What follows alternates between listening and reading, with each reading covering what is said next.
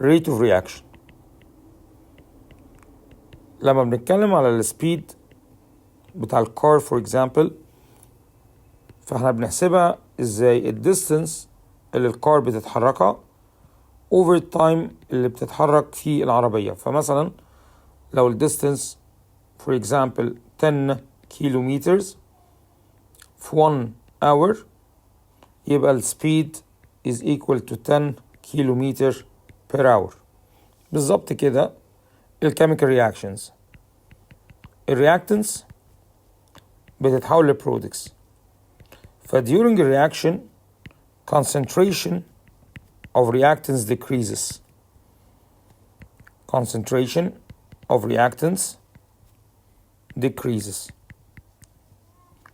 Concentration of products increases. Concentration of products increases.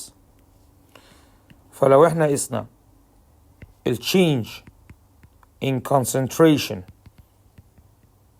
of reactant اللي هي بتقل or products اللي هي بتزيد، وعملنا لها division على التايم،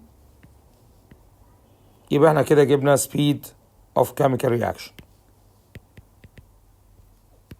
اللي هو الريت.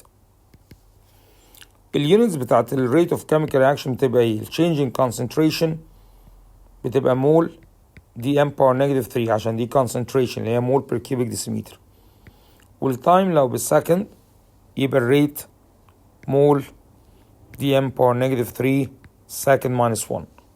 يبقى دي اليونت بتاعت الريت. يبقى الريت هو change in concentration of reactants or products per unit time. يعني لو حد قال define rate is the change in concentration of reactants or products per unit time. يبقى rate is the change in concentration of reactants or products per unit time. ازاي نقدر نعمل investigation للريت of reaction ما بين calcium carbonate and hydrochloric acid؟ يبقى هنا هيكون السؤال how can you investigate rate of reaction, the rate of reaction between calcium carbonate in the form of limestone or marble. limestone حجارة جيرية، marble اللي هو الرخام، and hydrochloric acid. عندنا 3 methods to investigate the rate of reaction between calcium carbonate and hydrochloric acid. هناخد أول method، هنحكي ال experimental procedure بتاعها وبعد كده نقول اسم الميثود. احنا هنجيب top pan balance، يبقى ده كده top pan balance، وهنجيب conical flask هنحطه على ال top pan balance، وجوه ال conical flask هنقاد الهيدروكلوريك اسيد اللي انا هنشتغل بيه الرياكشن، وهنغطي ال conical flask بكوتن وول، وهنحط على التوب بان بالانس الكالسيوم كربونات اللي هو اللايمستون بره على الميزان على التوب بان بالانس من بره. يبقى انا كده البالانس قايس ايه؟ قايس وزن الكالسيوم كربونات، وقايس وزن الهيدروكلوريك اسيد، ووزن الكونيكال فلاسك، ووزن الكوتن وول. ونفترض ان كل الماسز بتاعت كل الحاجات دي في البداية 94.345 جرامز. ابتدي اعمل تيبل احط فيها الريدنجز اللي هي هتكون ايه؟ هتكون التايم مع الماس of flask and contents. يبقى انا عندي هنا time in minutes مع الماس of flask and contents in gram. وزن الفلاسك ومحتوياته بالجرام. يبقى هنا mass of flask and contents in gram. طيب at time 0 اللي هو اللي لسه ما حطيتش الكالسيوم كربونات على الهيدروكلوريك اسيد، كان الماس اوف فلاسك and contents 94.345 جرام. يبقى التايم 0 الماس اوف فلاسك and contents 94.345 جرام. ببتدي الاكسبيرمنت بتاعتي ازاي؟ بشيل الكوتن وول من على الفلاسك، وبعد كده بحط الكالسيوم كربونات جوه الهيدروكلوريك اسيد and I start الستوب ووتش وارجع الكوتن وول مطرحها. وكل هاف مينت ابتدي اشوف الماس اوف فلاسك and contents. طبعا وزن الفلاسك والكونتنتس هيبتدي يقل باي تايم عشان الكربون دايوكسيد اللي بتطلع من الرياكشن بين الكالسيوم كربونات والهيدروكلوريك اسيد بتسكيب بره الفلاسك عن طريق الكوتن وول. يبقى المفروض الماس اوف فلاسك and contents يقعد يقل باي تايم. يبقى عند نص دقيقة مثلا وزن الفلاسك and contents 94.32 جرام. عند 1 minute it's 94.30 جرام. عند 1.5 minutes it's 94.29 grams. عند 2 minute it's 94.28 gram. 2.5 minute it's 94.27 gram. Under 3 minutes it's 94.265 gram. Under 3.5 minute it's 94.26 gram.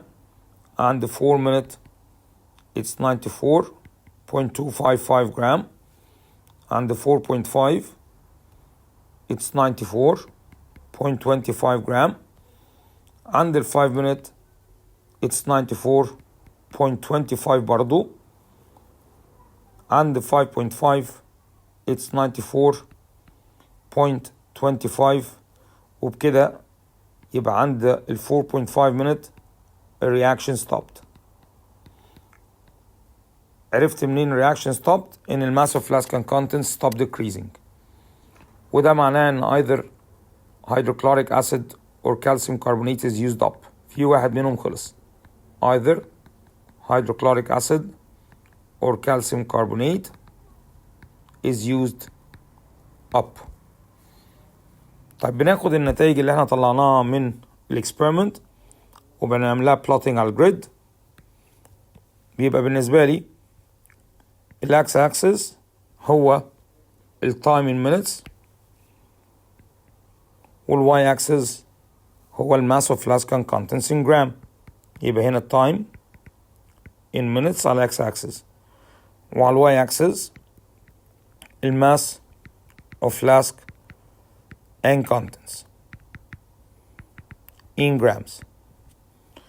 هنلاقي الجراف عبارة عن كيرف نازل من فوق لتحت، لأن كل ما الوقت بيمر كل ما وزن الفلاسك والكونتنتس بيقل لغاية أما الرياكشن ستوبس عند ال 4.5 minutes اللي هي تقريبا كانت هنا 4.5 minutes نلاقي الرياكشن ستوب. عشان كده الجراف بيكون هوريزونتال بعد كده.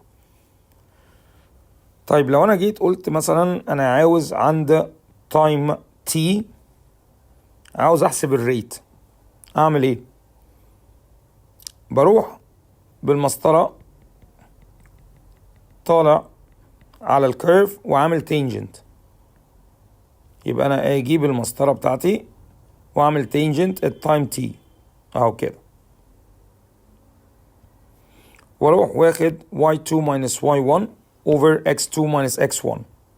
يعني لو دي بالنسبة لي ال x1 دي تبقى ال y1 ودي ال x2 وهي ال y2.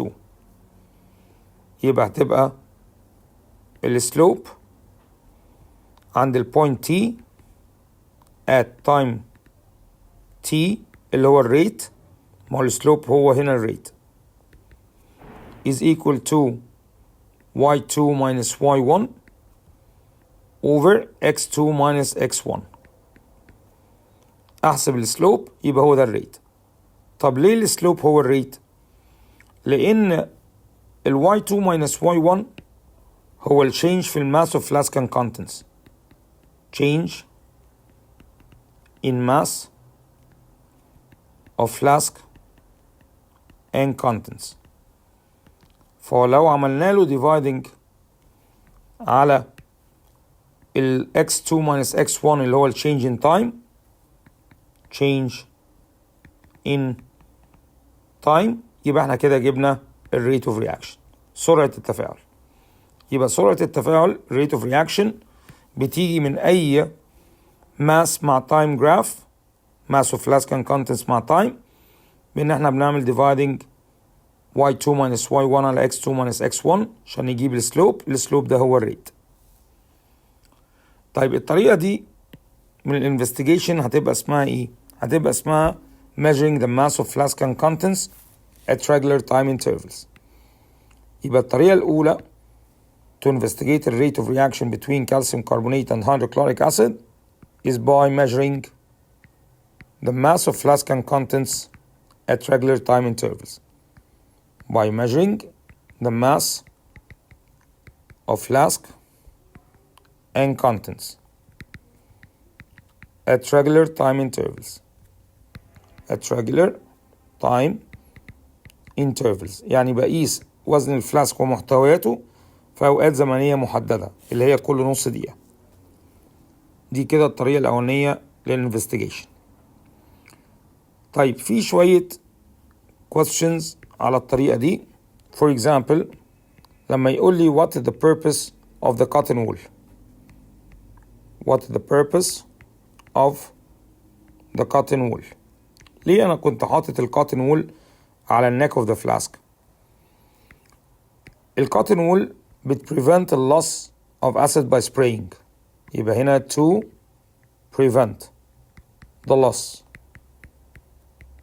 of acid by spraying.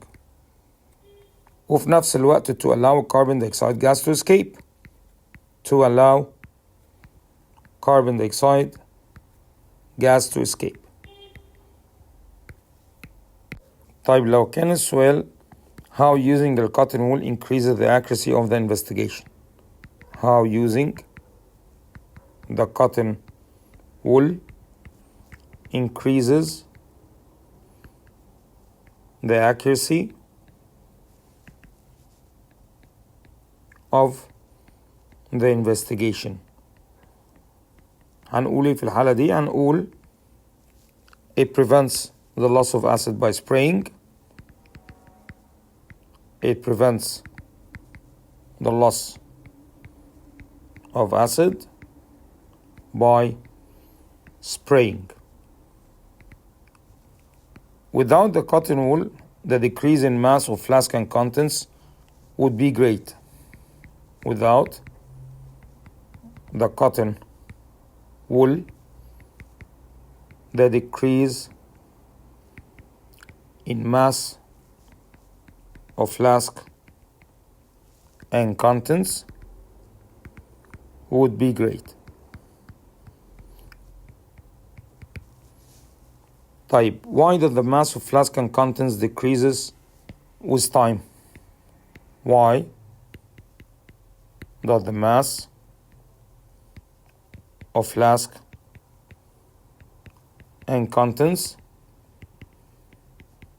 decreases with time? عشان ال carbon dioxide gas escapes. يبقى هنا carbon dioxide gas escapes. دول 3 أسئلة على الانفستيجيشن. نبتدي في الانفستيجيشن نمبر 2. الطريقة التانية هنحكيها وبعد كده نحط التايتل بتاعتها. هنا هنجيب top pan balance. يبقى ادي ال top pan balance. top pan balance. هنحط الكونيكال فلاسك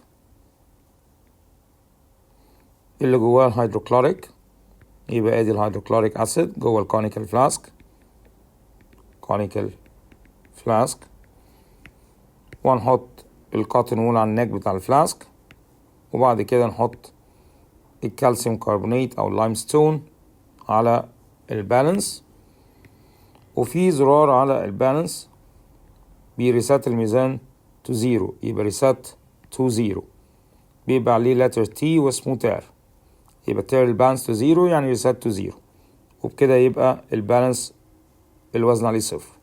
طب ليه عملنا الحركة دي؟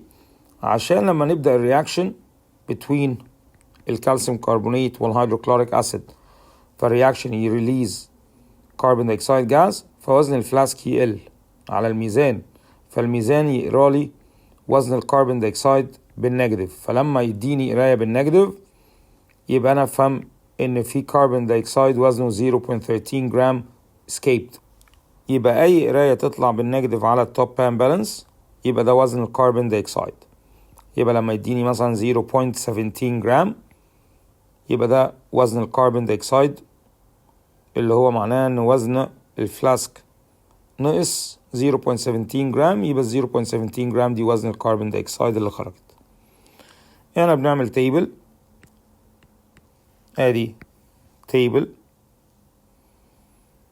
في التيبل بناخد التايم مع الماس اوف كربون دايوكسيد، يبقى انا بنسجل في التيبل time in minutes مع الماس of carbon dioxide gas in gram.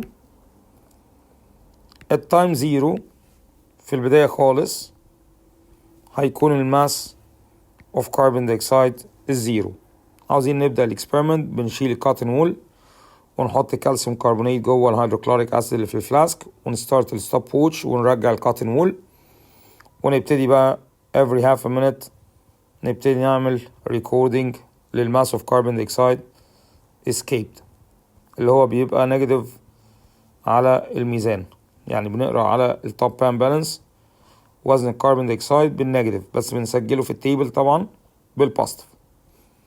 يبقى هنا التايم 0.5 minutes كان الماس of carbon dioxide 0.045 جرام. 1 minute الماس of carbon dioxide 0.08. at 1.5 it's 0.10 and 2 minutes بقت 0.115 and 2.5 minute الماس بقى 0.13 and 3 minutes 0.135. 3.5 minutes 0.145. 4 minutes 0.15 gram. 4.5 minutes 0.155 and the 5 minutes 0.16 and the 5.5 0.16 and the 6 0.16. يبقى كده and the 5 minute reaction stopped وده in either الacid or calcium carbonate is used up. يبقى هنا either hydrochloric acid or calcium carbonate is used up. بنريبريزنت الداتا دي على جريد، بنرسم على الاكس اكسس التايم وعلى الواي اكسس الماس اوف كربون دايوكسيد produced in cubic centimeter. يبقى الاكس اكسس time in minutes وعلى الواي اكسس mass of carbon dioxide gas produced in gram. فبيطلع لي curve starting من الزيرو لغاية اما الرياكشن بيستوب. يبقى لو رياكشن كان ستوب مثلا عند 5 minutes في الداتا هنا كان 5 كان 0.16 يبقى دي بالنسبة لي لما reaction stopped عند 5 minutes كان mass of carbon dioxide gas produced is 0.16. طب افترض ان انا عاوز اطلع الريت عند time t على الجراف. يعني مثلا افترضنا ان ده التايم اللي انا عاوز اطلع عنده الريت. بروح جايب الرولر واخد بوينت على الجراف وارسم تانجنت عند البوينت دي، وبعد كده ابتدي ان انا احسب y2 minus y1 على x2 minus x1. يبقى دي كده بالنسبة لي x1 وفي نفس الوقت y1. يبقى من الاكس اكسس اهي كده دي الاكس 1 بالنسبة لي، ودي الواي 1، وهنا دي الاكس 2، وفي نفس الوقت دي الواي 2. يبقى نعمل slope is equal to y2 minus y1 over x2 minus x1. ده يدينا الريت at time t. طب ليه السلوب بتاع الجراف ده بيدي ريت؟ لأن y2 minus y1 هو ال change in mass of carbon dioxide، change in mass. لما بنعمله dividing على x2 minus x1 اللي هو ال change in time يبقى كده أنا بجيب ال rate of reaction at time t. يبقى أنا دايما عشان أجيب ال rate at time t دايما بدرو التانجنت عند التايم اللي انت عاوز تحدد عنده الريت التايم t، وبنحسب السلوب and calculate the slope. This is the rate at time t. دايما بنلاقي السلوب في البيجيننج بتاع reaction at the start هو أعلى سلوب، وبعد كده السلوب بيبتدي يقل لغاية أما بيبقى الكيرف يقلب horizontal line. يعني تاني لو أنا خدنا الجراف اللي هو التايم in minutes مع mass of carbon dioxide gas produced in grams، بنلاحظ دايما إن الكيرف بتاعنا بيبقى very steep at start. يبقى start في الاريا هنا كده في الجزء ده الكيرف is very steep curve is very steep، وده معناها ان fastest rate الريت is very fast. وبعد فترة بنلاقي الكيرف بقى less steep، يبقى هنا الكيرف is less steep، وده معناها ان الريت slows down، يبقى هنا slower rate. في الاخر خالص بنلاقي الجراف بقى horizontal. graph is horizontal يعني الكيرف بتاعنا بقى horizontal line، ما بقاش فيه كيرف، وده معناه ان الرياكشن stopped، يعني الريت يساوي 0. rate is equal to 0. يبقى دايما بنلاقي السلوب عالي في الاول، يعني الكيرف بيبقى very steep، فده معناه ان الرياكشن rate is very fast. وبعد كده الكيرف هيبقى less steep، وده معناه ان الرياكشن rate هيبتدي slows down، وبعد كده الجراف يقلب horizontal line ما يبقاش كيرف، وده معناه الرياكشن stopped. طب ليه دايما في البداية بيكون الرياكشن fast؟ عشان بيبقى فيه ال highest concentration of acid وال largest surface area of limestone. يبقى في البداية بيبقى عندي ال highest concentration of hydrochloric acid، وفي نفس الوقت largest surface area of limestone. وكل ما الوقت بيمر ال concentration of acid decreases، يبتدي يقل عشان بيتفاعل مع اللايمستون، فيبتدي برضو السيرفيس اريا بتاع اللايمستون يقل. surface area of limestone decreases. فطبعا الكوليجنز اللي بتحصل ما بين الهيدروكلوريك اسيد وما بين اللايمستون بتبتدي تقل، فالريت بيقل. واول ما واحد من التو reagents either hydrochloric acid or calcium carbonate is used up ساعتها الرياكشن stops. طب دلوقتي هو انا بعرف منين which reagent is used up, hydrochloric acid or limestone؟ بعرف عن طريق دايما كلمة excess. يعني لو الإكزامينر كان بيقول لك إن a student was investigating the rate of chemical reaction between excess hydrochloric acid and limestone، فهنا كده يبقى اللايمستون هو اللي used up.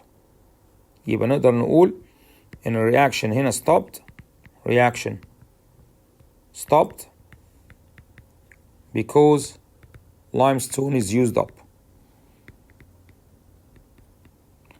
أما لو كان العكس، الإكزامينر بيقول لك إن a student was investigating the rate of reaction between excess limestone and hydrochloric acid. excess من limestone and hydrochloric acid. يبقى في الحالة دي reaction stopped عشان hydrochloric acid هو اللي used up. reaction stopped because hydrochloric acid is used up. طيب ده بالنسبة للامتحان. طب في العملي لما بنيجي نشتغل في معمل بنعرف منين ان الهيدروكلوريك اسيد هو الاكسس ولا اللايمستون هو الاكسس؟ احنا بنبص على الفلاسك اللي بنشتغل فيه. ادي الفلاسك.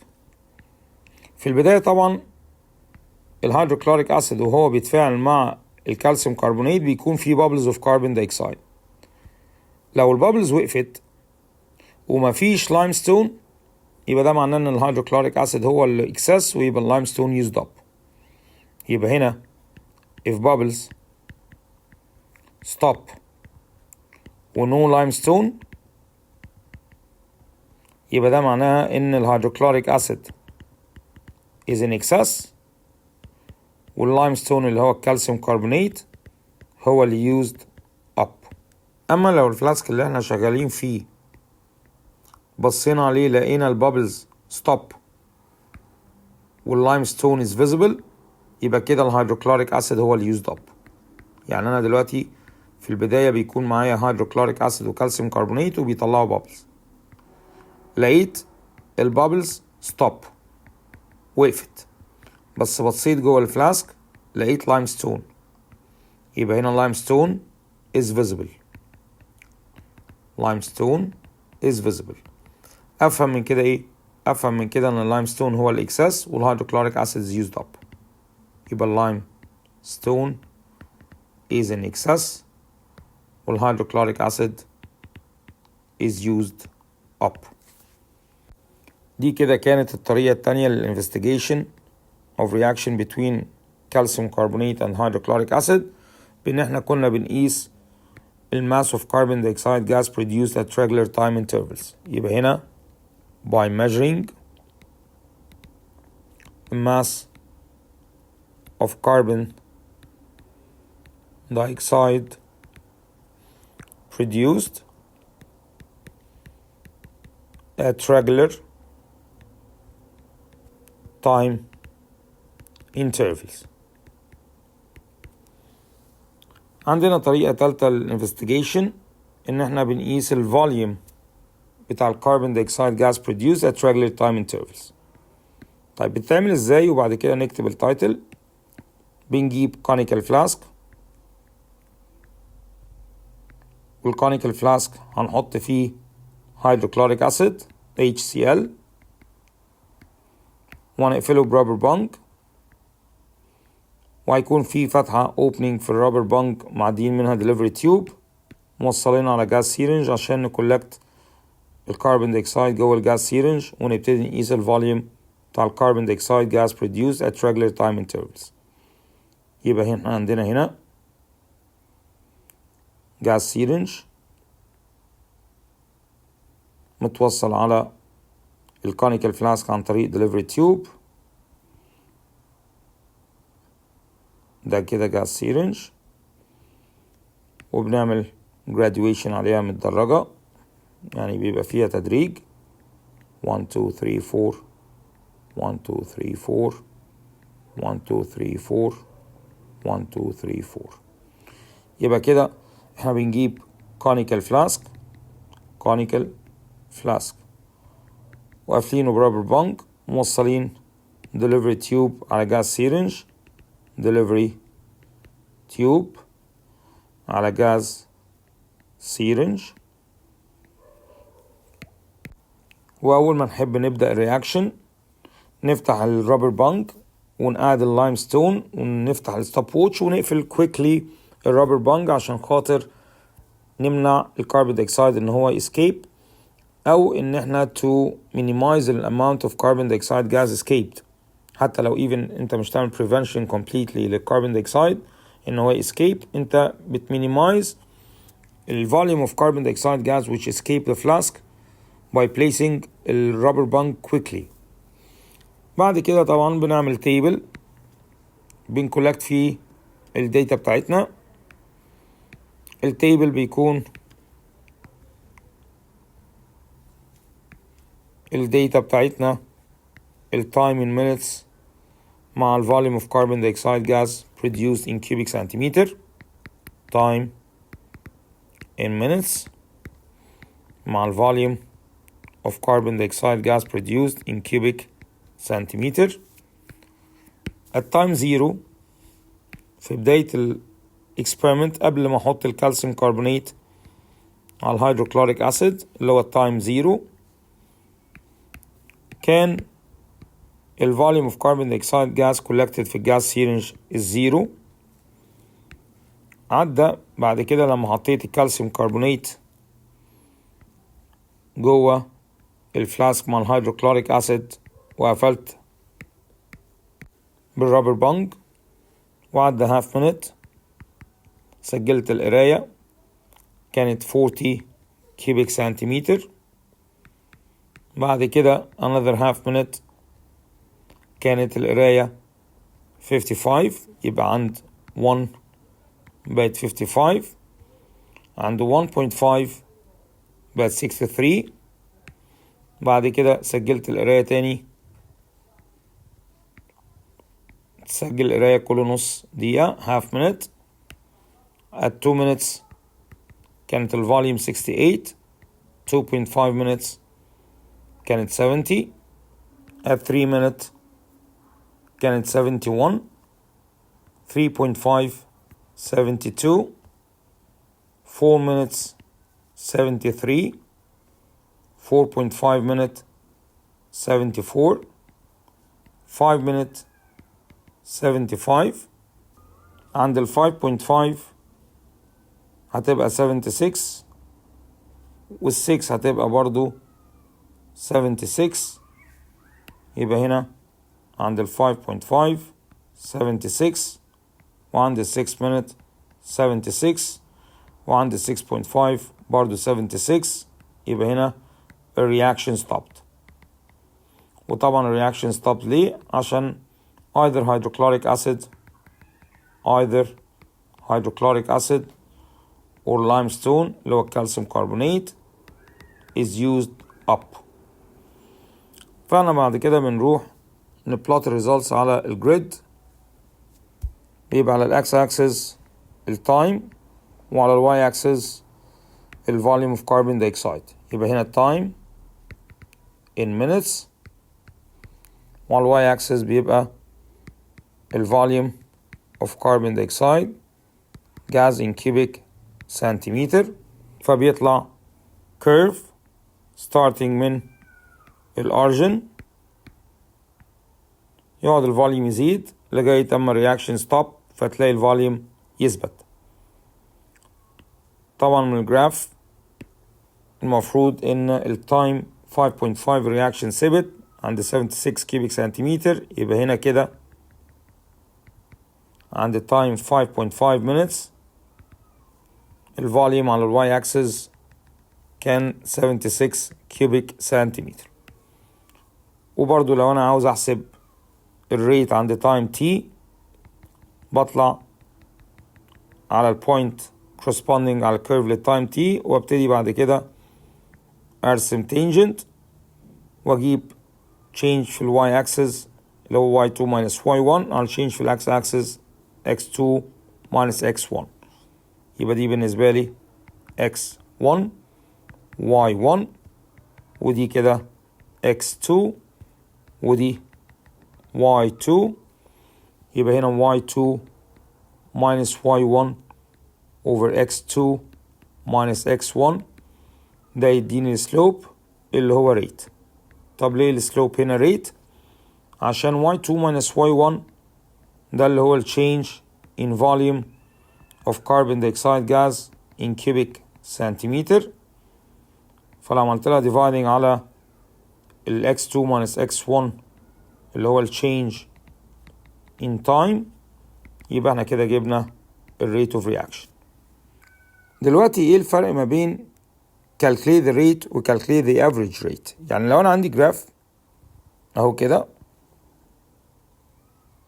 بيربط ما بين ال x axis time مع ال y axis volume او mass of carbon dioxide gas in grams.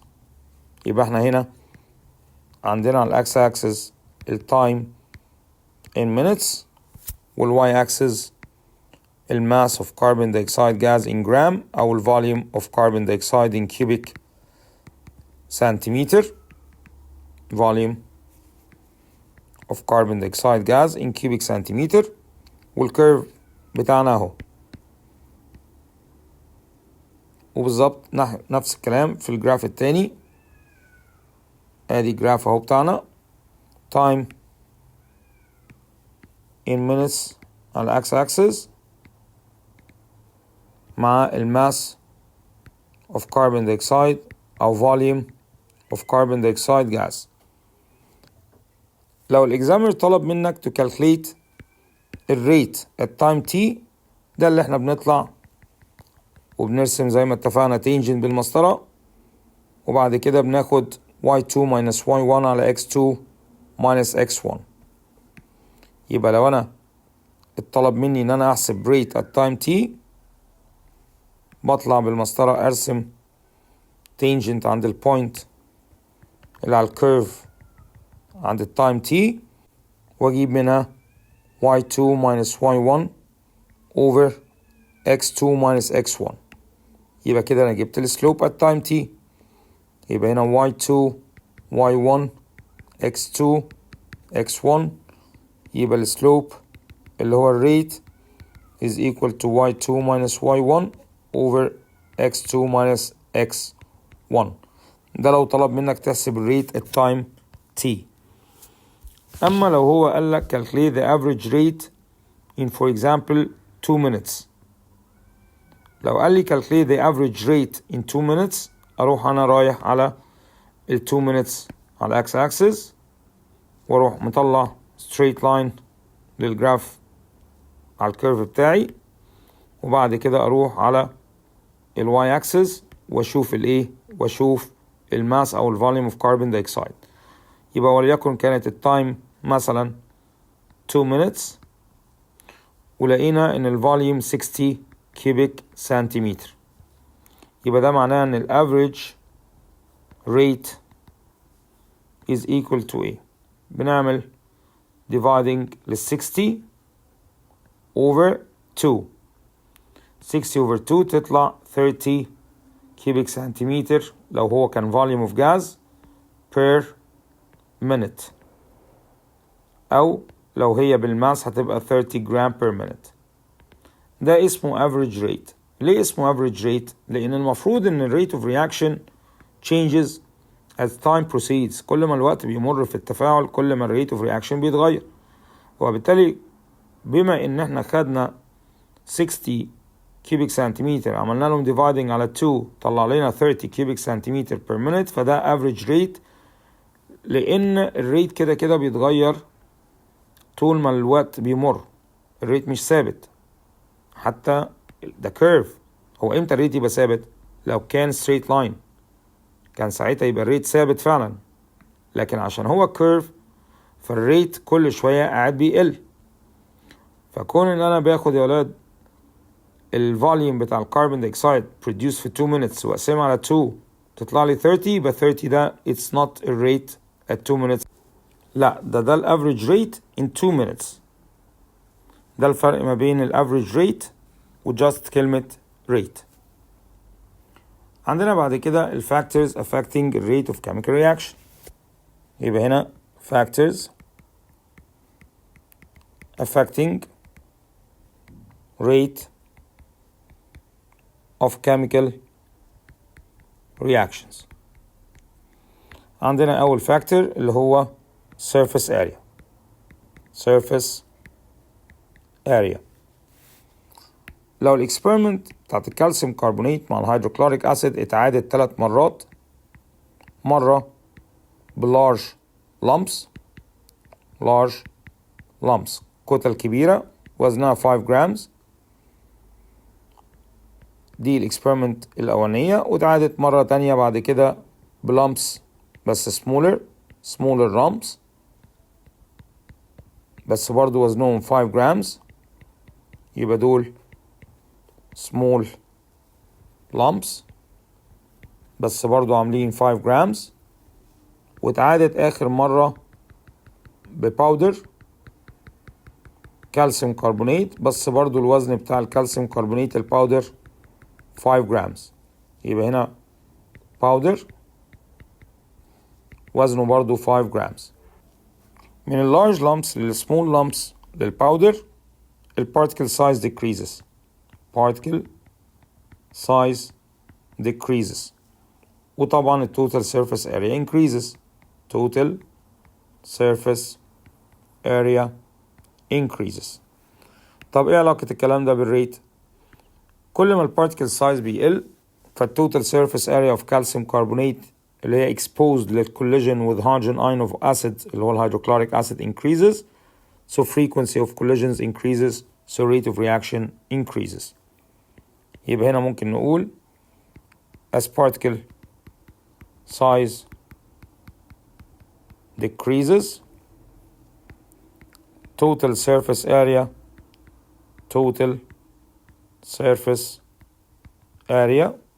of solid اللي هو كان الإكزامبل بتاعنا كالسيوم كربونات exposed اللي معرض to collision إنه يخبط مع الهيدروجين ايون with hydrogen ion اللي جايله من الهيدروكلوريك اسيد of hydrochloric acid، يبقى فرصة الكوليجن increases. يبقى كده عدد الكوليجنز per second frequency of collisions اللي احنا ممكن نقولها number of collisions per second. number of collisions per second أو per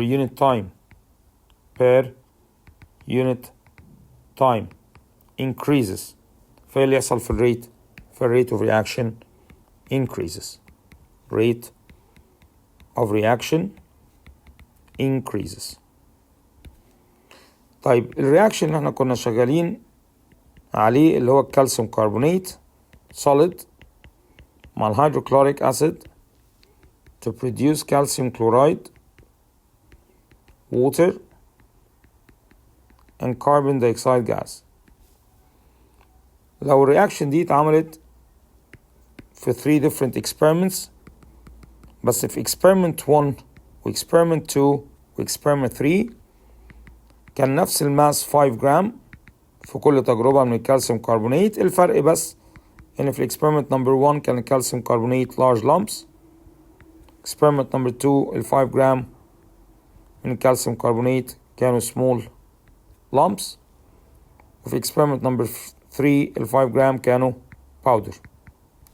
وفي كل experiment من 3 experiments استخدمنا hydrochloric acid of same concentration and volume. same concentration and same volume in 3 experiments في ال3 experiments. في الحالة دي لما نيجي نعمل سكتش على الجراف بتاعنا ال 3 experiments هيكون شكلهم ايه؟ لو احنا عندنا الجراف بيربط على الاكس اكسس التايم in minutes والواي اكسس الماس او الفوليوم اوف كاربون دايوكسيد in grams، يبقى ده كده time in minutes، والواي اكسس mass او volume of carbon dioxide gas produced. هيبقى الباودر اسرع واحد، يعني لو احنا رسمناه بالريد كيرف هيبقى ده اكتر كيرف ستيب، وبعد كده هيكون اللي ابطأ منه السمول لامبس، ده كده السمول لامبس، وبعد كده اللي هيكون ابطأ واحد فيهم هو اللارج لامبس، ده كده اللارج لامبس. طيب يبقى انا عندي الريد كيرف هيكون الباودر، ده اسرع واحد في الريت. بعد كده الجرين كيرف هيكون السمول لامبس، كتل صغيرة من اللايمستون. والبلو كيرف هيكون اللارج لامبس. يبقى الكيرف اللي هيكون very steep هو الباودر، اللي steep هيكون السمول لامبس، واقل واحد طبعا هو اللارج لامبس. ناخد بالنا هنا ان 3 كيرفز هيطلعوا لي same mass او same volume of carbon dioxide، لان كده كده احنا بنستخدم نفس الوزن من الكالسيوم كربونات ونفس الكونسنتريشن والفوليوم of hydrochloric acid، وبالتالي كل مرة الكالسيوم كربونات will be used up will produce the same mass of carbon dioxide أو same volume of carbon dioxide. يبقى هنا نقدر نقول إن same mass أو same volume of carbon dioxide gas is produced in 3 experiments is produced in 3 experiments. وده طبعا since إن الماس of calcium carbonate والconcentration والvolume of hydrochloric acid is constant in 3 experiments. ده كده الإفكت of surface area على الريت. تاني factor which affects the rate of chemical reaction is concentration. يبقى number 2 concentration. لو أنا عندي volume زي ده كده وهو نفس الفوليوم اهو، لو الفوليوم اللي على left hand side كان فيه 4 red particles هيعملوا reaction مع 4 green particles 1 2 3 4. دول few molecules فطبعا هيبقى few collisions per second فهيبقى low rate. لو number of particles الred بقوا 9 particles 1 2 3 4 5 6 7 8 9، والgreen particles بقوا هما كمان 9 1 2 3 4 5 6 7 8 9، هيبقوا دول many molecules فبالتالي more collisions per second for greater rate. يبقى على left hand side دول few molecules فهيبقى few collisions per second فهيبقى slow rate أو low rate of reaction. على الناحية اليمين دول هيبقوا many molecules يبقى هيبقى more collisions per second فهيبقى fastest rate أو high rate. يبقى كل ما ال concentration increases number of particles per unit volume increases, so frequency of collisions اللي هي number of collisions per second أو per unit time increases, so rate of reaction increases. يبقى هنا نقدر نقول إن as concentration increases number of particles per unit volume يعني في نفس الفوليوم per unit volume increases, so frequency of collisions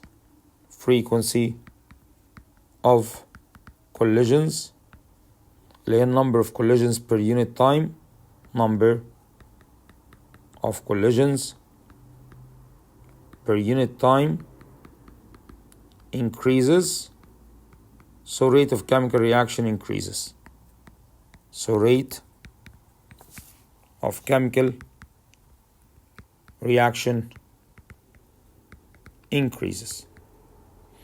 الكوليجن دايما اللي بتحصل في الاسيد ما بين الاسيد هيدروكلوريك وما بين الكالسيوم كربونات بتكون ما بين الهيدروجين اين الاسيديك وما بين الكالسيوم كربونات نفسها.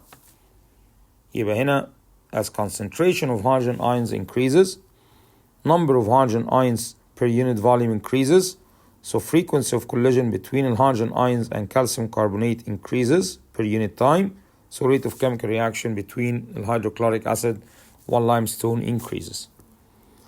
طيب دلوقتي احنا الايكويشن كالسيوم كربونات بتتفاعل مع الهيدروكلوريك اسيد عشان to produce كالسيوم كلورايد وووتر وكربون دايوكسيد جاز. افترض ان انا عملت الاكسبيرمنت 3 times. experiment number 1 استخدمت 2.5 جرام كالسيوم كربونات. experiment number 2 برضو 2.5 جرام كالسيوم كربونات. experiment number 3 2.5 جرام برضو كالسيوم كربونات. تركيز الاسيد في experiment number 1 كان 2 مول per cubic decimeter من الهيدروكلوريك اسيد. الفوليوم بتاعه 100 cubic centimeter. experiment number 2 كان concentration of hydrochloric acid نص الكونسنتريشن في experiment number 1 يعني 1 مول per cubic decimeter بس هو 100 cubic centimeter من الهيدروكلوريك. experiment number 3 هناخد نص الكونسنتريشن بتاع experiment number 2 اللي هو quarter الكونسنتريشن of experiment number 1 half mole per cubic decimeter. الفوليوم بتاعه بتاع الاسيد 100 cubic centimeter. ولو افترضنا ان الهيدروكلوريك اسيد اكسس في الاكسبيرمنتس بتاعتنا اكسس والكالسيوم كربونات هو الليميتنج رياجنت، ده معناه ايه؟ ده معناه ان سواء في experiment number 1 او experiment number 2 او experiment number 3 الكالسيوم كربونات will be used up. يعني لو الحتة دي 2.5 جرام من الكالسيوم كربونات في experiment number 1 او 2 او 3 الهيدروكلوريك اسيد هيرياكت معاها كلها ويطلع منها كربون دايوكسيد، وده معناه ان الفوليوم اوف كربون دايوكسيد will be given في ال 3 experiments هيبقى قد بعض. يبقى المفروض لو انا رحت عملت سكتش للجراف او للكيرفز بتاعت كل experiment على الجريد، ادي الاكس اكسس time in minutes time in minutes مع الواي axis الفوليوم of carbon dioxide gas in cubic centimeter. في experiment number 1 هيكون الكيرف بتاعها اللي هو 2 مول per cubic decimeter هيكون أسرع واحد. أما بالنسبة للconcentration اللي هو 1 مول per cubic decimeter هيكون slower than ال 2 بس هيطلع same volume of carbon dioxide. أما بالconcentration بقى اللي هو half mole per cubic decimeter فده هيكون عنده ال slow straight بس برضه هيطلع نفس ال volume of carbon dioxide gas. يبقى ال experiment number 1 دي الكيرف بتاعها الأولاني اللي هو 2 مول per cubic decimeter، والexperiment number 2 اللي هي 1 مول per cubic decimeter هو الكيرف التاني ده اللي هو slower 1 مول per cubic decimeter، تلاقيه ان هو less steep عشان خاطر slower rate. واخر واحد هو أبطأ reaction اللي هو كان بهاف مول per cubic decimeter فده أقل تركيز ال least concentrated hydrochloric acid فعشان كده أقل rate.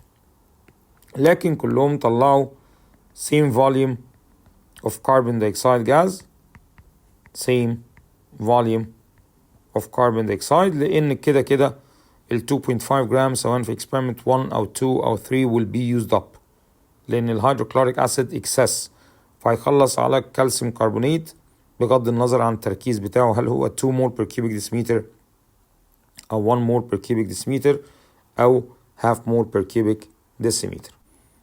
أما لو احنا رحنا عدنا الإكسبيرمنت تاني برضو ما بين الكالسيوم كربونات والهيدروكلوريك أسيد عشان to give كالسيوم كلورايد وووتر وكربون دايوكسيد. بس المرة دي خلينا الماس بتاع الكالسيوم كربونات يبقى 10 جرام في اكسبيرمنت نمبر 1 و10 جرام في اكسبيرمنت نمبر 2 و10 جرام في اكسبيرمنت نمبر 3. والكونسنتريشن اوف هيدروكلوريك اسيد في اكسبيرمنت نمبر 1 هيبقى 2 مول بير كيوبيك ديسيمتر، الفوليوم بتاعه 100 كيوبيك سنتيمتر. وفي اكسبيرمنت نمبر 2 هيبقى concentration 1 مول بير كيوبيك ديسيمتر، الفوليوم 100 كيوبيك سنتيمتر. وفي اكسبيرمنت نمبر 3 half مول بير كيوبيك ديسيمتر والفوليوم 100 كيوبيك سنتيمتر. وافترضنا ان الكونسنتريشنز دي للهيدروكلوريك اسيد مخليه الهيدروكلوريك اسيد هو الليميتنج، يبقى الكالسيوم كربونات هو الاكسس.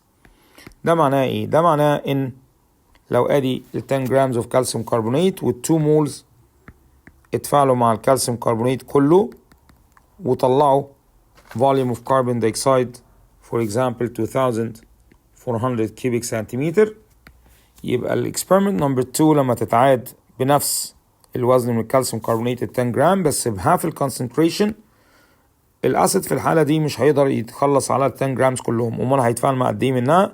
هاف ال 10 جرامز، لان هو هاف الكونسنتريشن وهو الليميتنج هو القليل، فهيعمل ريليزنج لهاف الفوليوم اوف كربون دايوكسيد، يعني تطلع 1200 كيوبيك سنتيمتر.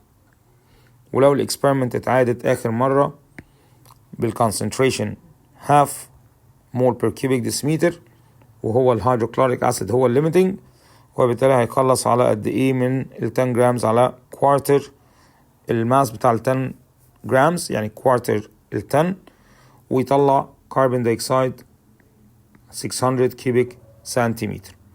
ليه الاسيد في كل اكسبيرمنت طلع فوليوم مختلف؟ لان هو اتفاعل مع كميه مختلفه من الكالسيوم كربونات من ال 10 جرامز. اول كونسنتريشن ال 2 دي اتفاعلت مع كل ال 10 جرامز، لما قلت الكونسنتريشن ل 1 فاتفاعلت مع نص ال 10 جرامز، ولما قلت تاني لهاف اتفاعلت مع كوارتر ال 10 جرامز. يبقى كده كل مرة بيطلع فوليوم مختلف.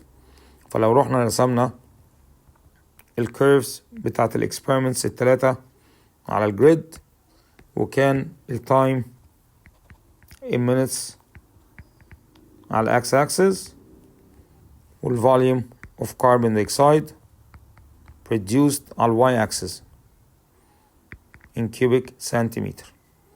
experiment number 1 هطلع لي 2400 cubic centimeter من الكربون دايوكسيد جاز، وليكن ادي 2400.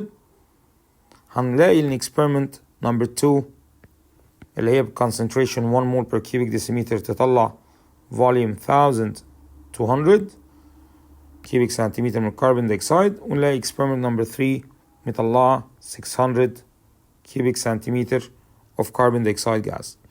يبقى experiment number 1 مطلعة 2400 cubic centimeter لما كان تركيز الأسيد 2 mole per cubic decimeter hydrochloric، والتانية اللي هي 1 mole per cubic decimeter من hydrochloric مطلعة 1200 cubic centimeter carbon dioxide، وآخر واحدة اللي هي half mole per cubic decimeter من الهيدروكلوريك دي مطلعة 600 cubic centimeter of carbon dioxide. أول واحدة مطلعة 2400 cubic centimeter، وتاني experiment هتطلع 1200 cubic centimeter، وتالت experiment هتطلع 600 cubic centimeter. ليه كل experiment فيهم بتطلع volume مختلف؟ لأن الهيدروكلوريك أسيد هنا limiting والكالسيوم كربونات هو الإكسس، فكل ما بنقلل التركيز بتاع الهيدروكلوريك كل ما بيتفاعل مع كمية أقل من الكالسيوم كربونات فبيريليز فوليوم أقل من الكربون دايوكسيد. وبكده يبقى احنا خلصنا السكند فاكتور اللي بيأفكت الريت which is الكونسنتريشن. عندنا الفاكتور نمبر 3 اللي بيأفكت الريت of chemical reaction is temperature. There are two reasons why increasing temperature increases the rate of reaction. There are two reasons why increasing temperature increases the rate of reaction. Reason number one is that as temperature increases, particles gain more energy, اللي هي kinetic energy. So they move faster. Frequency of collisions increases, so rate of reaction increases. يبقى as temperature increases, particles gain more kinetic energy, more kinetic energy, they move faster, frequency of collisions increases, اللي هي number of collisions per unit time, number of collisions per unit time, اللي هي per second for example, increases, so rate of reaction increases. Rate of reaction increases. ده كده the first reason. The second reason بيبقى related للactivation energy. احنا عارفين ان الرياكتنت عشان يتحول لبرودكت،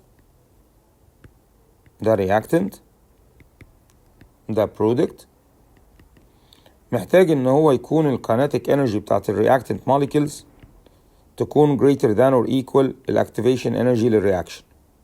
greater than or equal activation energy بتاعت الرياكشن. فكل ما التمبريتشر بتزيد والبارتكلز بتجين more kinetic energy وبيتحركوا أسرع they move faster. Number of particles having kinetic energy greater than or equal activation energy increases, so more successful collision. يعني إيه more successful collision؟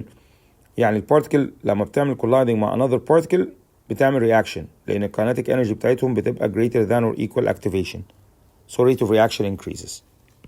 يبقى هنا نقدر نقول as temperature increases, particles gain more kinetic energy and they move faster.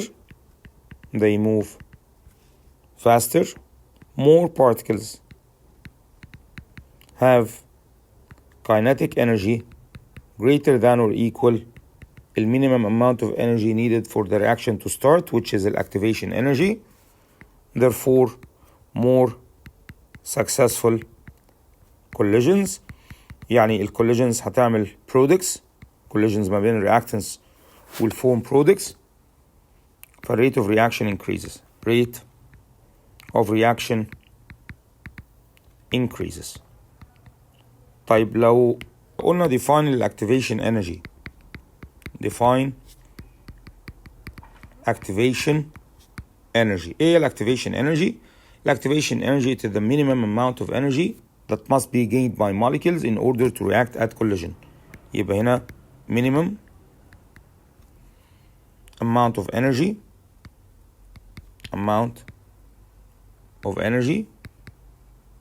that must be gained by molecules in order to react at collisions. By molecules in order to react at collisions. احنا ممكن برضو نقولها ان هي it's the minimum amount of energy needed for the reaction to start. طيب في reaction profile diagrams لازم نكون بنعرف نعمل لهم drawing اسمه reaction profile diagrams. لو انا عندي reaction profile diagram للاكزوثيرميك ارسم ازاي؟ بروح حاطط الرياكتنت energy horizontal line دي كده طاقة الرياكتنس، وبروح حاطط البرودكتس برضو تحتيها عشان ده exothermic reaction، وvertical line من reactant للبرودكت بيريبريزنت الاكتيفيشن energy.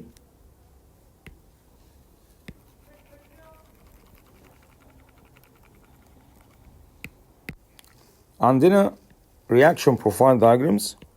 reaction profile diagrams بيترسموا ازاي؟ لو انا reaction exothermic وعاوز ارسم reaction profile diagram لexothermic reaction، بحط طاقة الرياكتنس فوق وطاقة البرودكتس تحتيها، ويبقى الفيرتيكال لاين بارو هاد لتحت من الرياكتنت للبرودكت ده بيريبريزنت الانثالبي تشينج اللي هي بالنيجاتيف، وبحط بعد كده هامب من الرياكتنت للبرودكت بالمنظر ده. الهامب ده بيريبريزنت الاكتيفيشن انرجي. يبقى انا لو رسمت vertical line من الرياكتنت للتوب اوف ذا هامب وحطيت ارو، يبقى ده كده الاكتيفيشن انرجي. ده كده الرياكشن بروفايل دايجرام لانهي رياكشن exothermic reaction، لان هنا الانثالبي تشينج بالنيجاتيف.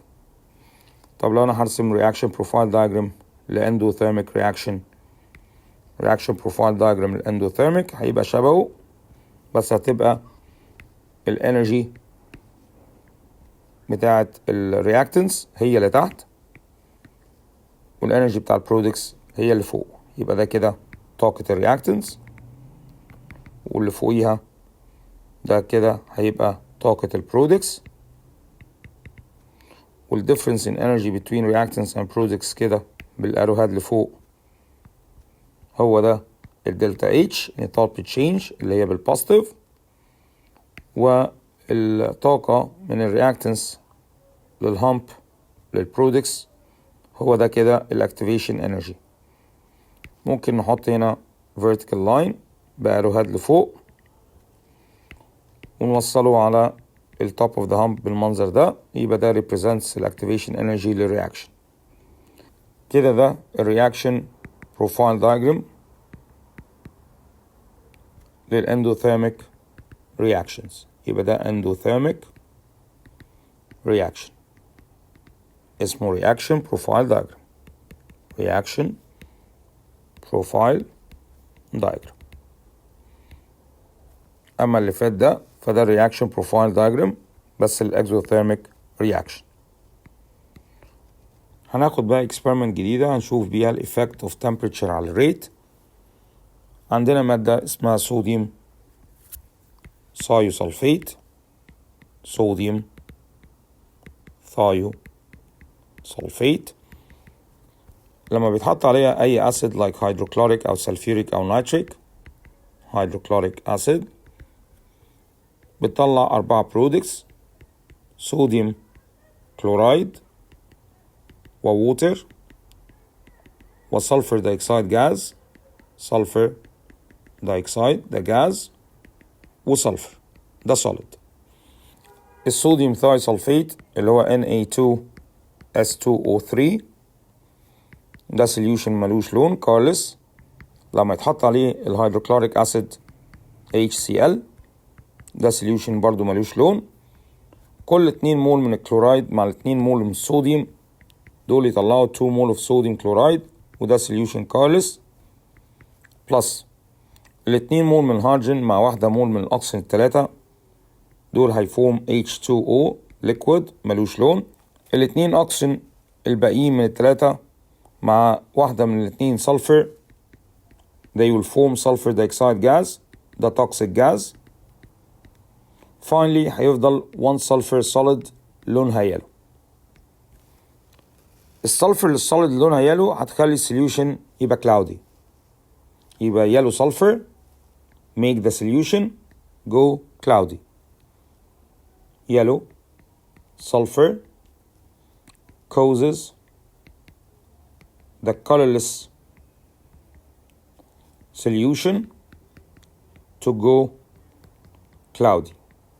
فاحنا لو عملنا ميكسينج للهيدروكلوريك اسيد على الصوديوم ثايوسلفيت جوه كونيكال فلاسك وابتدينا ان احنا نبص من فوق الفلاسك على الكروس اللي محطوط على piece of paper under flask، هتبتدي الكروس تبتدي تختفي سنة سنة لغاية اما تختفي تماما. فاحنا بنعمل ميكسينج للهيدروكلوريك والصوديوم ثايوسلفيت and we time how long does it take for a crust to hide. يبقى هنا you mix الهيدروكلوريك acid and the sodium thiosulfate and time how long does it take for the cross to hide أو to no longer be seen. ممكن نكتبها to hide أو to no longer be seen. طب هي ليه بتختفي؟ بتختفي عشان اليالو سلفر causes the colorless solution to go cloudy، فعشان كده cross under the flask hide. يبقى cross under the flask hides. احنا دلوقتي ممكن نعمل investigation نشوف بيه الeffect of changing the temperature على rate of reaction. هتعمل ازاي؟ هنجيب table، هنكتب في الكولوم الاولاني experiment number، وفي الكولوم التاني هنحط الفوليوم of acid اللي احنا استخدمناه، وفي الكولوم التالت هنحط الفوليوم of sodium thiosulfate Na2S2O3 in cubic centimeter، وفي الكولوم الرابع هنحط التمبريتشر اللي احنا اشتغلنا عندها in degrees Celsius، وفي الكولوم الخامس هنحط التايم for cross to disappear in second. Finally هنحسب الريت is equal to reciprocal of time يعني 1 over time، اليونت بتاعته بتبقى second minus 1. هنشتغل experiment 5 times 1 2 3 4 5. هنثبت الفوليوم بتاع الاسيد في each experiment 10 cubic centimeter، ونثبت الفوليوم بتاع الصوديوم ثايوسلفيت في each experiment برضو 10 cubic centimeter، والتمبريتشر في أول experiment 18.7، تاني experiment 25.7 31.7 39.8 50.8. انت اللي بتختار التمبريتشر اللي هتشتغل عندها الاكسبيرمنت، وفي كل مرة بتقيس التايم فور كروس تو disappear. كل ما هنزود التمبريتشر كل ما هنلاقي التايم يقل. يعني عند 25.7 degree هيبقى التايم 56، 31.7 هيبقى 32، وبعد كده 24، وبعد كده 14. يبقى احنا كل ما بنزود التمبريتشر كل ما التايم فور كروس تو disappear لان الريت بيزيد. لو عملنا 1 over 84 يبقى احنا كده جبنا الريت 0.0119. هنلاقي بقى ان كل ما نزود temperature الريت يزيد، يبقى 1 over 56 تطلع 0.0179، عند 1 over 32 تطلع 0.0313، 1 over 24 تدي 0.0417، 1 over 14 تدي 0.0714. يبقى احنا كل ما بنزود التمبريتشر اللي هو الكولوم الرابع بيقل التايم for cross to disappear اللي هو الكولوم الخامس، او بيزيد الريت اللي هو الكولوم السادس. لو احنا رسمنا التمبريتشر اللي هو الكولوم الرابع مع التايم على جراف اللي هو الكولوم الخامس، او رسمنا الكولوم الرابع اللي هو التمبريتشر مع الريت اللي هو الكولوم السادس، هيطلع شكل جرافس عامله ازاي. ادي اول جراف اللي هو بيربط التايم for الكروس to disappear in seconds على الواي axis مع التمبريتشر على الاكس axis، هيطلع curve. كل ما التمبريتشر بتزيد كل ما التايم for الكروس to disappear بيقل. اما لو رحنا عملنا representation للتمبريتشر على الاكس axis temperature على الاكس axis versus rate على الواي axis rate in second minus 1، هيطلع الجراف curve بس بالعكس، اللي هو كل ما التمبريتشر بتزيد الريت بيزيد. يبقى ده كده investigating the rate of reaction at different temperatures. Investigating the rate of reaction at different temperatures. احنا ممكن نعمل investigation تاني على rate of reaction، بس المرة دي نغير concentration of sodium thiosulfate. يبقى هنا ممكن نعمل investigating the rate of reaction using different concentrations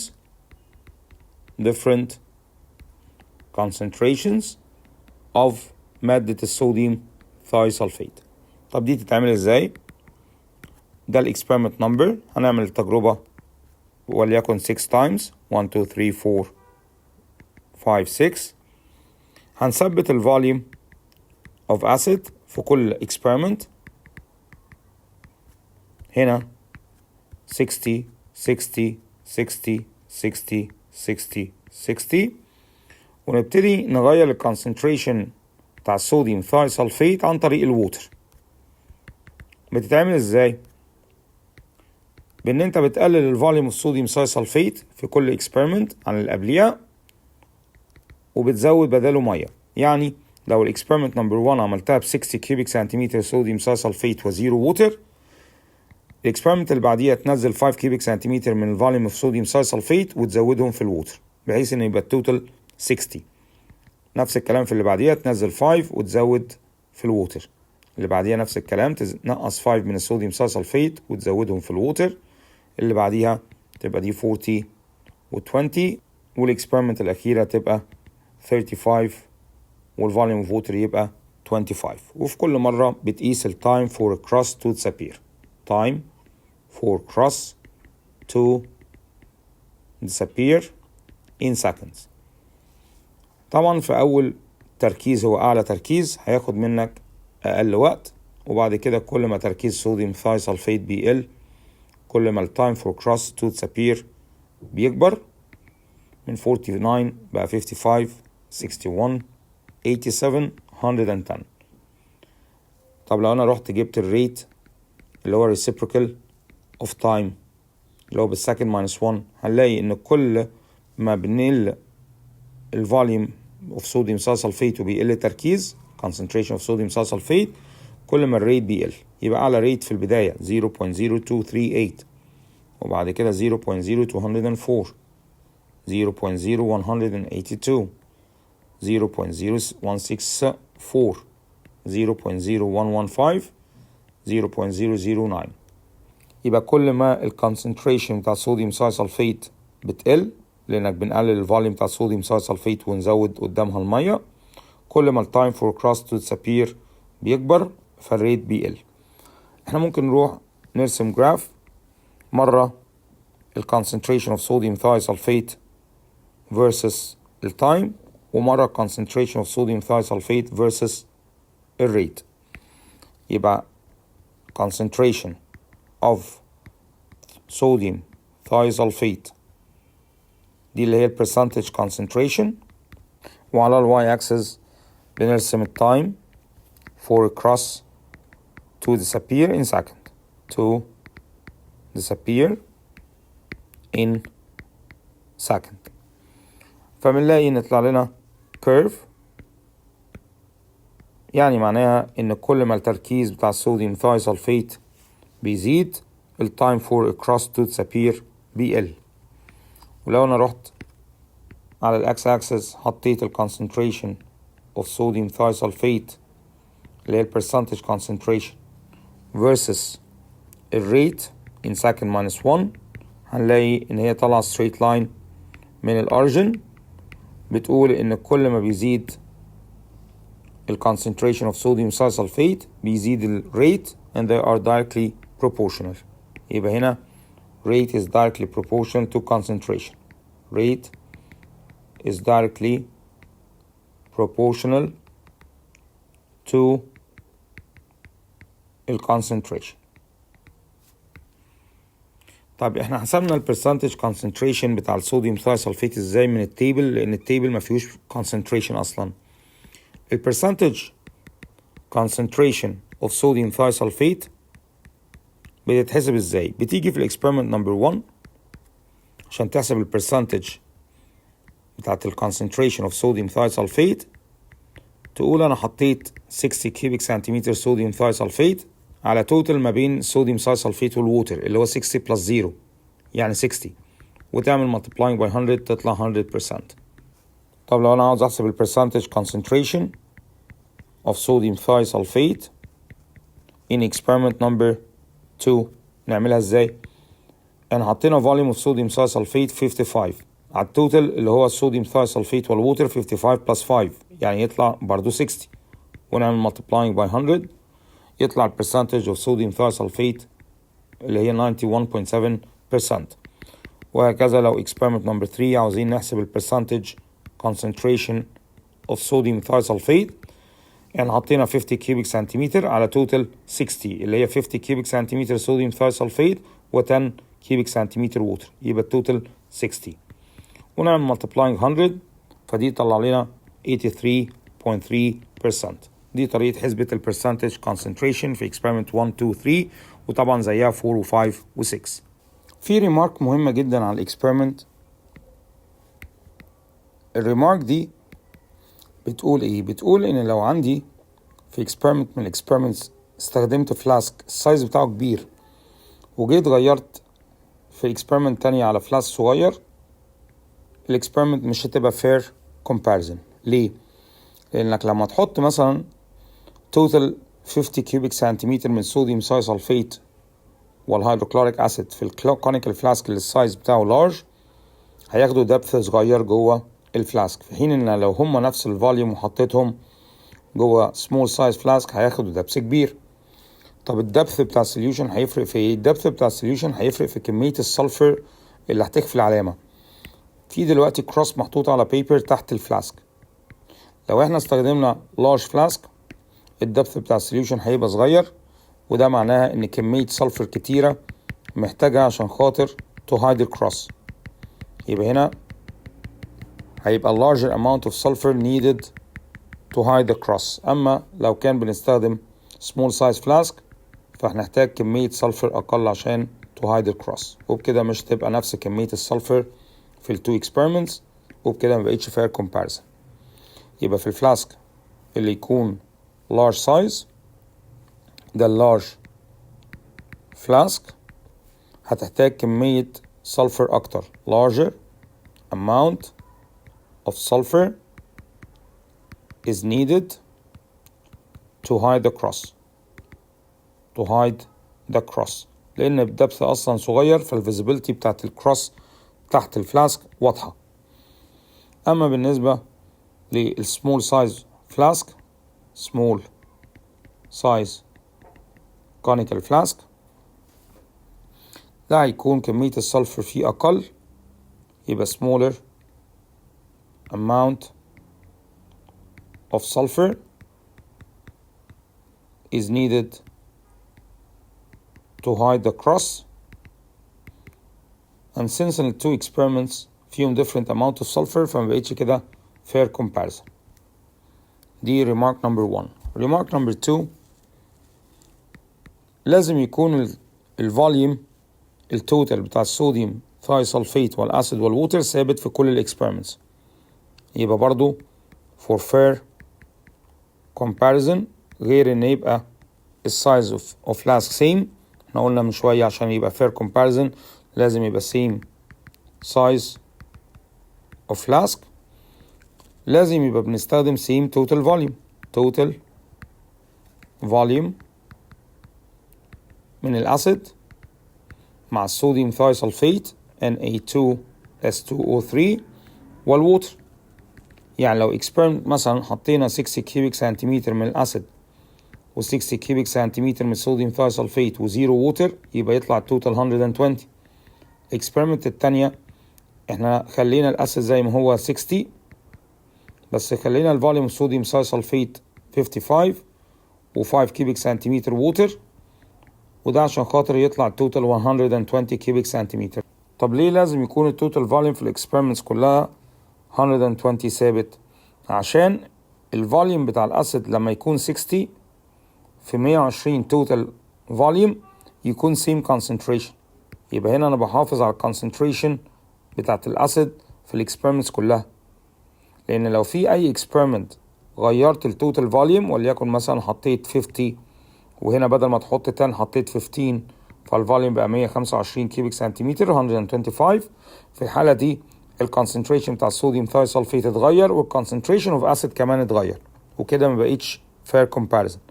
لازم عشان اقارن الاكسبيرمنتس كلها يكون same total volume of acid and sodium thiosulfate and water عشان الكونسنتريشن بتاع الاسيد يفضل constant. يبقى احنا عندنا 2 points للfair comparison: same size of flask and same total volume. عندي برضو another remark. افترض الاكزامينر جه رسم لي graph على x axis concentration of sodium thiosulfate، دي بتبقى percentage concentration، وعلى y axis time for cross to disappear in seconds. وكان شكل الكيرف المرسوم في الامتحان ان هو كل ما الكونسنتريشن بيزيد التايم بيقل. طيب لو انا عندي البوينتس كلها plotted correctly وفي بوينت بس كده anomalous، وجه الاكزامينر سألني ليه البوينت دي anomalous. اولا البوينت دي anomalous لانها مش على الكيرف، هي out of curve. طيب هي المفروض تبقى مكانها الاصلي على الكيرف هنا، يعني المفروض كانت تاخد تايم اقصر shorter time for cross to disappear، معنى انها خدت وقت اكتر يعني الريت بتاع الرياكشن كان اقل. دي ليها واحدة من 4 احتمالات. الاحتمال الاولاني ان يكون lower concentration of sodium thiosulfate used. رقم 2 احتمال تكون temperature lower temperature. الاحتمال التاني ان التايمر اللي هو الستوب ووتش يكون بدأ early، يبقى هنا time was started early أو too early. الاحتمال الرابع ان يكون الفلاسك السايز بتاعه كبير، larger أو large sized flask was used. دول 4 probabilities للanomalous result. طيب لو جالنا جراف تاني بيربط ما بين temperature in degrees Celsius على ال x axis temperature in degree Celsius على ال x axis مع الريت على ال y axis، وكان الكيرف بتاعنا بالمنظر ده والبوينتس اتحطت لي عليه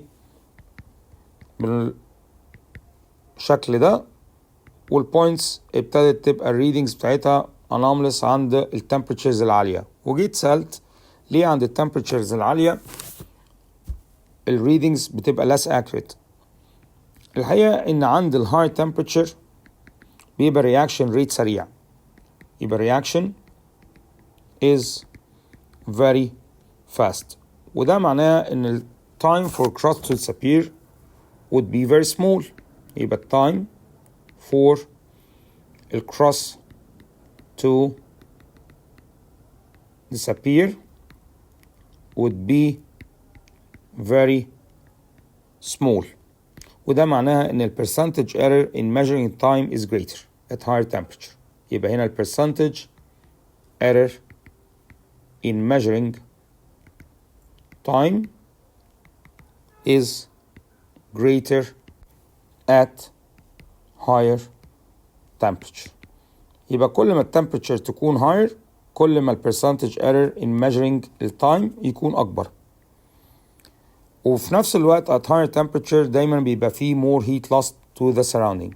يبقى at high temperature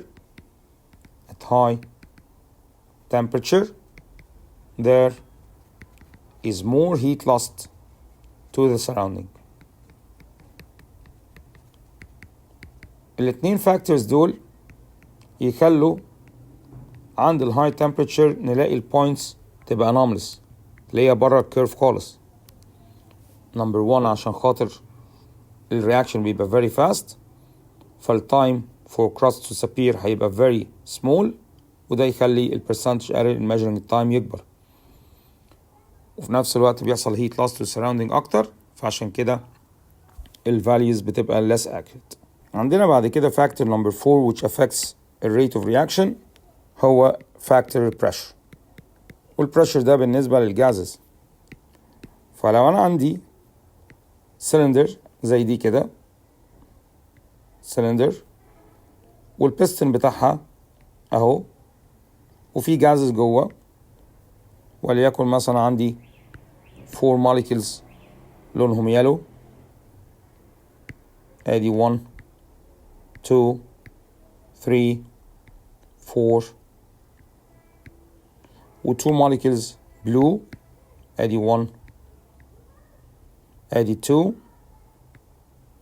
فايه اللي هيحصل لو انا زودت البريشر، يعني خليت البستن ينزل جوه السلندر اكتر، بريشر يعلى، البارتكلز هتبقى closer together، يعني هم نفس البارتكلز، الفور بارتكلز اللي لونهم يلو والتو بارتكلز اللي هم لونهم بلو اهم. هنا هيبقى في more particles per unit volume عشان البارتكلز جت جنب بعض، فالفريكونسي اوف collision تعلى، فالريت اوف رياكشن يعلى. يبقى as pressure of a gas increases, particles come closer together, particles come closer together. يبقى number of particles اللي هي هنا molecules ممكن نقولها particles أو molecules per unit volume increases, so frequency of collisions اللي هي number of collisions per second increases, so rate of reaction increases. الدروينج اللي على left ده low pressure، والدروينج اللي على right ده high pressure. وبكده يبقى احنا خلصنا الفاكتور البريشر. الفاكتور الأخير اللي بيعمل changing the rate of reaction أو increasing the rate of reaction هو الكاتاليست. طب أول حاجة يعني إيه catalyst؟ A catalyst is a substance which increases the rate of chemical reaction but remains chemically unchanged at the end of the reaction. يبقى is a substance which increases the rate of chemical reaction but remains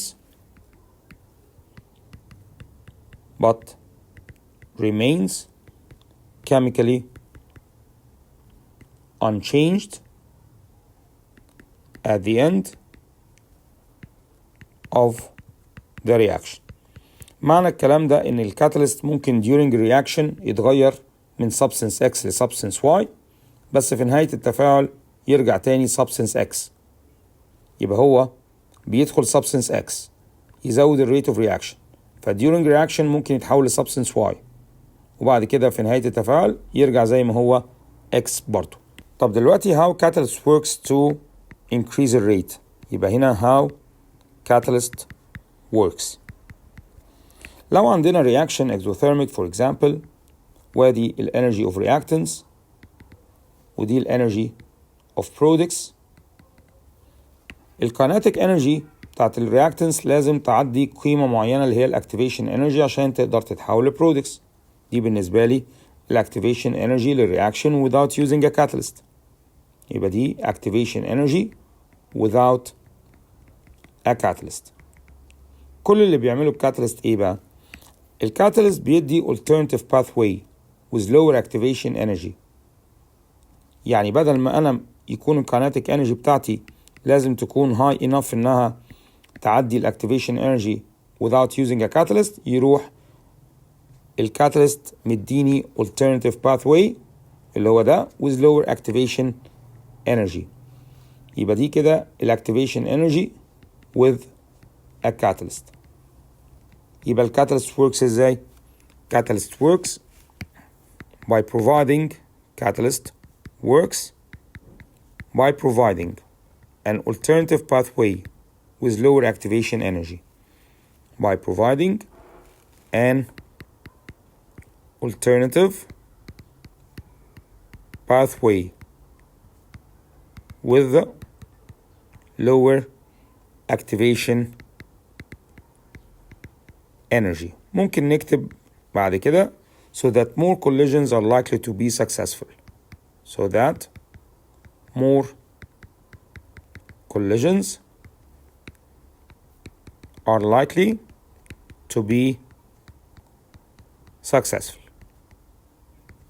يبقى ده ازاي الكاتاليست بيشتغل عشان يسرع الرياكشن. عاوزين بعد كده نعمل investigation للeffect of different solids on the decomposition of hydrogen peroxide. يبقى أنا هنا investigating the effect of different solids on the catalytic decomposition of hydrogen peroxide. الهيدروجين peroxide ده solution H2O2 بيديكمبوز slowly into water and oxygen gas. فاحنا عاوزين نعرف which solid اللي هو المنجنيز IV oxide ولا الليد IV oxide ولا الكوبر double I oxide أكتر solid accelerate the decomposition of hydrogen peroxide. أول كاتاليست أو أول solid اللي هو منجنيز IV oxide. تاني واحد اللي هو lead IV oxide. وتالت solid اللي هو copper double I oxide. مين فيهم هيسرع rate of reaction بتاع decomposition of hydrogen peroxide most effectively؟ هنعمل ازاي الاكسبيرمنت او الانفستيجيشن؟ هنجيب conical flask ونحط في الكونيكال فلاسك known volume من الهيدروجين peroxide. يبقى ده known volume of hydrogen peroxide من بطل يكون ليها concentration معروف. ونروح بعد كده قافلين برابر بانج ويكون في فتحة في الرابر بانج عشان نخرج منها delivery tube نوصلها على جاز سيرنج عشان نكولكت الأكسجين جاز جوه الجاز سيرنج ونعمل measuring للفوليوم بتاعته at regular time intervals. يبقى ادي جاز سيرنج نخرج منها الاير كله. يبقى كده احنا هنقيس الفوليوم اوف اوكسجين جاز اللي طالع جوه الجاز سيرنج او اللي داخل جوه الجاز سيرنج at regular time intervals. ده كده جاز سيرنج وده الكونيكال فلاسك وده الهيدروجين peroxide ودي طبعا delivery tube. ممكن كل 20 سكند ناخد reading للفوليوم اوف اوكسجين جاز جوه الجاز سيرنج لمدة 4 minutes. المفروض ان الاكسبيرمنت بتتعمل الاول من غير كاتاليست وبعد كده بتتعمل بالسوليد عشان تشوف مين الافكتيف كاتاليست. يبقى احنا هنريبيت الاكسبيرمنت بعد ما نعملها اول مرة without solid. هنريبيت الاكسبيرمنت using 0.2 جرام مثلا مرة من المنجنيز IV oxide ومرة من الليد IV oxide واخر مرة من الكوبر 2 oxide. but keep the volume and concentration of hydrogen peroxide constant.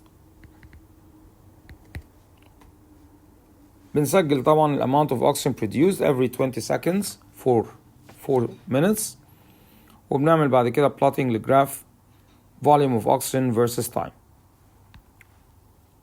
احنا بنجمع الأول الداتا بتاعتنا في table اللي هو time in seconds مع ال volume of oxygen gas collected in cubic centimeter وعند التايم 0 بيكون ال volume of gas 0 وكل 20 second بنسجل الفوليوم لغاية اما بنوصل ل 240 second اللي هي 4 minutes.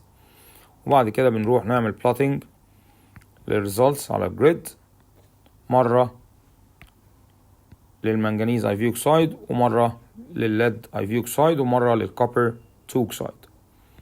ادي التايم in seconds مع الفوليوم of oxygen gas collected in cubic centimeter. البلو كيرف ده طلع بتاع المنجنيز اي في اوكسايد. والاورنج كيرف ده طلع بتاع الليد اي في اوكسايد. والجرين لاين ده طلع للكوبر دبل اي اوكسايد. وده معناه ايه؟ معناه ان الموست افكتيف كاتاليست للديكomposition اوف هيدروجين بروكسايد هو المنجنيز اي في اوكسايد. يبقى نقدر نقول ان المنجنيز اي في اوكسايد is the most effective catalyst for the decomposition of hydrogen peroxide. أما ال PbO2 lead IV oxide is less effective catalyst for the decomposition of hydrogen peroxide, while copper 2 oxide doesn't act as a catalyst. Doesn't act as a catalyst. طبعا كنا ممكن بدل ما نقيس التايم والفوليوم او الفوليوم عند regular time interval كنت ممكن احدد تايم محدد وليكن 1 minute واشوف كل solid هيطلع volume of oxygen gas قد ايه في التايم ده. والعكس كنت ممكن اقول ان انا احدد فوليوم مثلا 100 كيوبيك سنتيمتر من الاكسجين جاز واشوف كل solid هيطلع الفوليوم ده في قد ايه. يعني انا عندي 3 طرق، يا اما اروح اكولكت الفوليوم اوف اوكسجين جاز عند regular time intervals، يا اما احدد تايم محدد 1 minute واشوف كل solid هيطلع volume of oxygen gas في ال 1 minute ده قد ايه، يا اما كنت ممكن احدد فوليوم وليكن 100 كيوبيك سنتيمتر من الاكسجين جاز واشوف كل solid هيطلع الفوليوم ده في تايم قد ايه. طيب ازاي اتاكد ان المنجنيز اي في اوكسايد is not used او ان هو doesn't react، يعني هو catalyst؟ فانا المفروض ان انا كنت وازن المنجنيز اي في اوكسايد قبل الرياكشن اللي هو كان طالع 0.2 جرام 0.2 جرام من المنجنيز اي في اوكسايد وحطيته على الهيدروجين بروكسايد H2O2. بعد الرياكشن المفروض ان انا اعمل له filtration، يبقى after reaction filter off المنجنيز اي في اوكسايد MnO2 واعمل له بعد كده drying، يبقى dry المنجنيز اي في اوكسايد مطرح الووتر اللي طلع في الرياكشن، وبعد كده اعمل reweighing للمنجنيز اي في اوكسايد الاقي ان وزنه هو ماس 0.2 جرام او ماس بتاعته doesn't change، ماس doesn't change، يبقى هو كده فعلا catalyst and is not used up، يبقى فعلا ده catalyst. وبكده يبقى احنا خلصنا درس الريت اوف رياكشن.